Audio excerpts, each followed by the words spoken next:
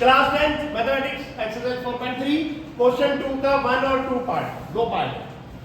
ये इक्वेशन में साफ साफ बता रहा है 2x² + kx + 3 = 0 और यहां शुरू पर लिख दिया फाइंड k। अगर आपको k निकालना है क्वाड्रेटिक इक्वेशन में तो हमेशा याद रखना उस वक्त d का यूज होगा, डिस्क्रिमिनेंट निकलेगा जिसका फार्मूला है b² - 4ac। तो ठीक है, पहले तो लिख लो a = b = k x नहीं आएगा k आएगा एंड c = 3। d का formula d = b² - 4ac। b² = 0 लिखना पड़ेगा क्योंकि ऑलरेडी कह दिया कि हैज ए रियल रूट्स, इसके रियल और इक्वल रूट्स है इसलिए 0 लिख दिया। ठीक है, b की वैल्यू k का स्क्वायर -4 into a मतलब 2 into c मतलब 3 = 0। k का स्क्वायर k² -4 2 जा 3 जा 24 = 0। k² 24 उधर चला जाएगा = 24। रूट बोथ साइड स्क्वायर से रूट कट गया तो क्या आ गया k = √24।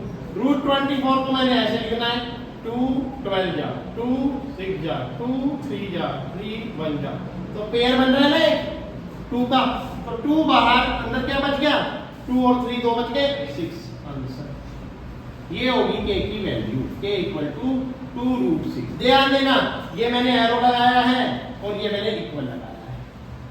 = 0 अलग चलेगा और एरो अलग चलेगा। सिमिलरली इस क्वेश्चन में पहले सोल्व करेंगे kx को x से मल्टीप्लाई kx को -2kx को मल्टीप्लाई 2kx प्लस 6 = 0। तो a = k, b = -2k, c = 6, d = b² - 4ac = 0। ये है एक लाइन में दो इक्वल लिखा है, ठीक है।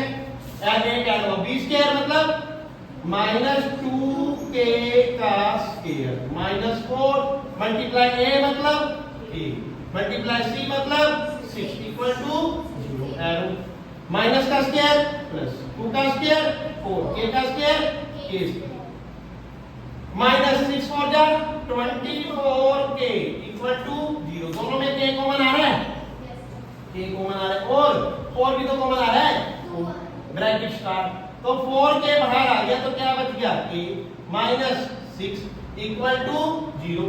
अब यहां पर 4k = 0 तो यहां से तो आ गया k = 0। डज ये वैल्यू कैंसिल, ये देखो k -6 = 0 तो k = 6, ये वैल्यू एक्सेप्ट की जाएगी, ये एक्चुअल वैल्यू है। k की वैल्यू क्या है 6, इसके अंदर k 6 रख देंगे तो हमारा वैल्यू यहां पर 0 आ जाएगा, because 6 is a factor. Factor नहीं है, 6 से इक्वेशन क्रिएट हो रही है, फैक्टर बाद में कर सकते।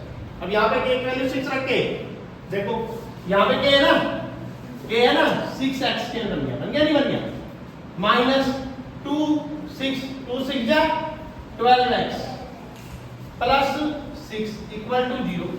6 6 जा 36 के ऐसे फैक्टर प्लस करने पर 12 आ जाए तो हो जाएगा 6 6 जा 36 और 6 + 6 12। अब k की वैल्यू रख के आप जीरोस निकाल सकते हो, समझ गए। फाइंड k वैल्यू हो गई, अब आप जीरोस भी निकाल सकते हो, इसको आगे भी बढ़ा सकते हो।